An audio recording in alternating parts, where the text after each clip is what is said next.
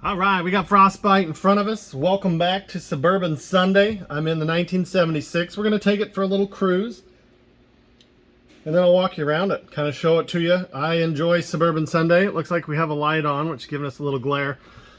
Probably going to be a little shaky video. I'm going to make sure I got stabilization on, but you know how well that stuff works sometimes. Sometimes it's smooth as silk, and other times makes you sick. So one push of the pedal, she fires up to life.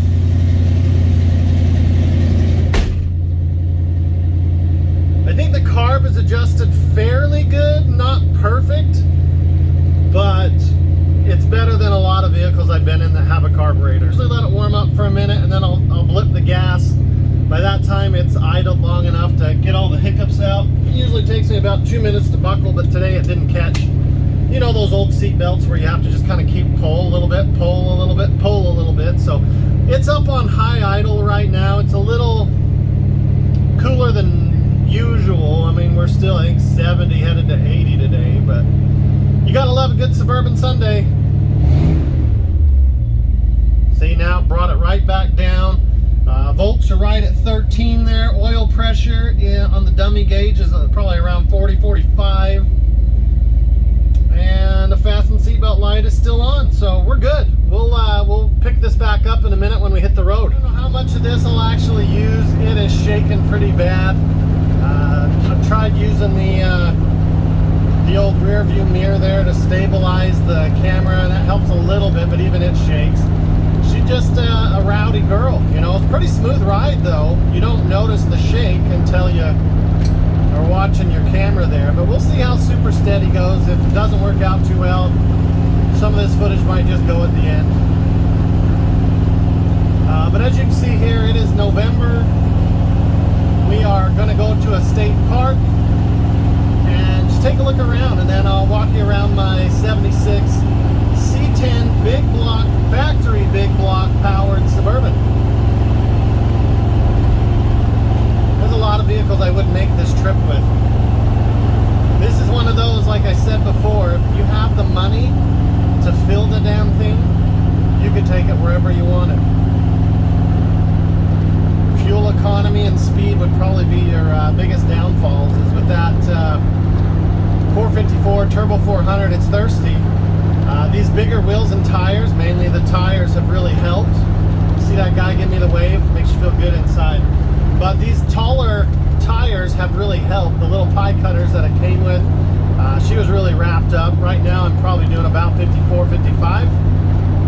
Speedometer is off about 4 or 5 miles an hour at around 50, 55. Could be 6 miles an hour, I can't remember. But this has become one of my favorite vehicles to just get in and go. Tap the gas once, turn the key, let it warm up, and you're good to go. You gotta love it.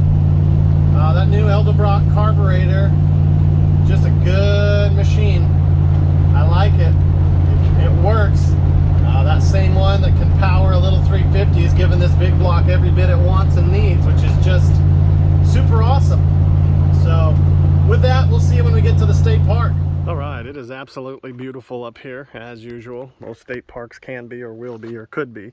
Brought her up here running like a champ. Let's pop up the hood. I'll kind of show you what makes this Suburban special.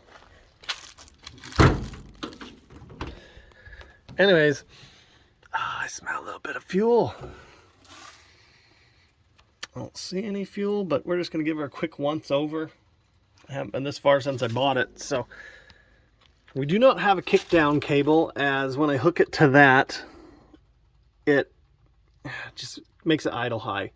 But right here you've got a 454 factory big block on a C10, and you can tell it's a C10 5 lug. I guess you could always swap it, but we've got disc brakes up front. Should have drum out back. Drum out back.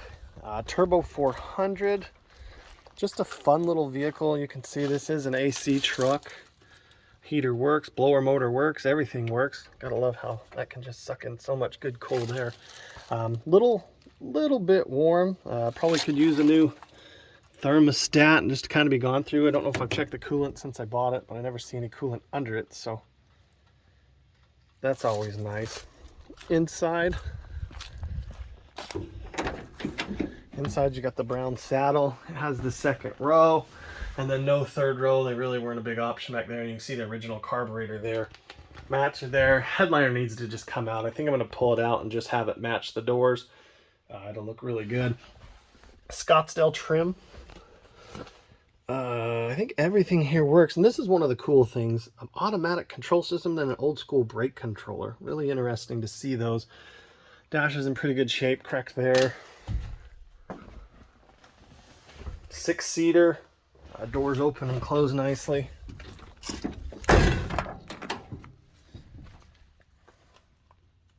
It's definitely not a bad vehicle at all. So, spare tire in there, fire extinguisher. Hope we don't need it, but it's nice to know it's there.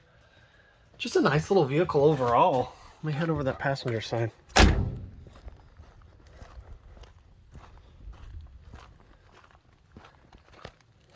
It had the big toe style mirrors, but somebody's removed them and put the OBS style. Here's your list. You got soft ray tinted glass, door edge guards, exterior camper mirrors. I wish it still had the camper mirrors. Come on, focus up. Locking differential, that's the G80. Speed and cruise control, turbo 400, AM FM push button radio, Scottsdale equipment, saddle custom interior, folding center seat, front bench, all-weather air conditioning, heavy-duty shocks, rear axles, a 373 engine oil cooler, 454, 40-gallon tank, HD trailer wiring, weight distribution, hitch. It's got all the good stuff there, and that's that Grecian bronc. Okay, so I know it's not for everybody. 22-inch wheels. The backs are perfect. You hit a bump, they will tuck up nice. These wheel wells are massive. This rear is sporting a 305 40 22. From behind, it's just a mean-looking muscle car tire. It's really wide compared to the pie cutters that were maybe 2/3 of that, if that, maybe half. Up front, we're still rocking a 22-inch rim. I didn't do a 20 up front. Probably should have with how heavy this be. This is a 265 40 ZR22. These are US mags. Still a pretty good wide tire. Plenty of room, no rubbing. I wish I could have gone just a hair bigger, but you can see where we may have to trim that if we went any bigger. So with that, let me know what you think. Well, Suburban Sunday. We'll keep it around for a little bit. All right. Hopefully this turns out we'll be going a little bit slower. The brakes on this are amazing. As far as there's no fade, there's no pumping. I want to put the window down. I love the sound of this. I call this a muscle truck sound because it's got just those two 40 series Flowmasters out, I guess the under the rear seat. So we're at Sloppy Floyd State Park. We'll go drive across the dam, turn around, and I'll just head back home and get this video posted up. Hopefully it's not too bumpy. This road isn't perfectly smooth, but it's a little better than the main road was. So figured I'd leave it on here. They've got a playground here, picnic tables. You can actually walk across the entire lake. So that's kind of cool. Feed the ducks and stuff. Really a fun little place to come.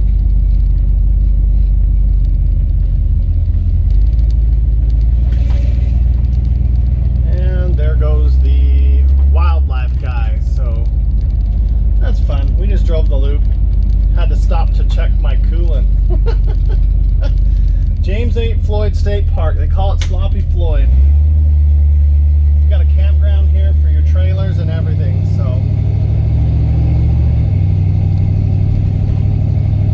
hopefully you can get a good view of that. That's pretty cool. You can kind of see the bridge right there.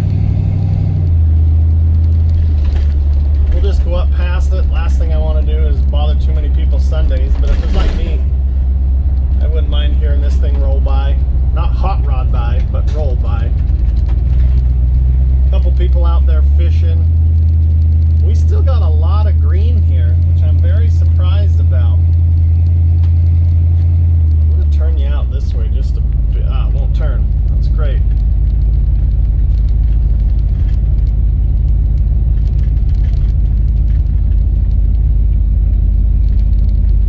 There's your bridge that you go across, and then the lake goes over there.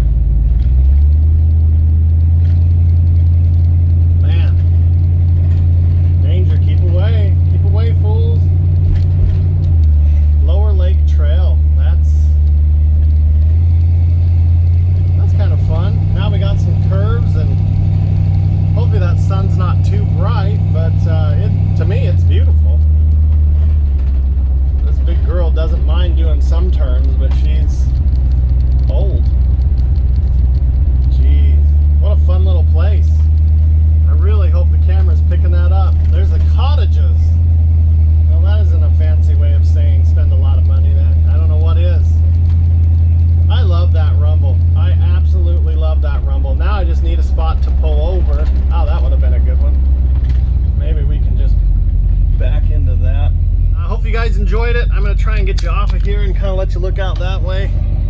Really pretty place. Little bridge to walk across, but I'm gonna hit the road and get home, and to do that I need my GPS. One thing I forgot to mention is the low end torque. When you got something this heavy, you really need that low end torque. When you have a 350, it usually drops down a gear. This thing, I mean,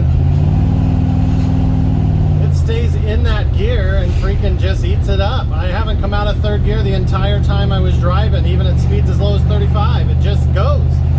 Of course, 35 is probably like 40, but still, you get the point. Nothing really replaces low-end torque like a big block. If you haven't driven one, I think you ought to. See you on the next one.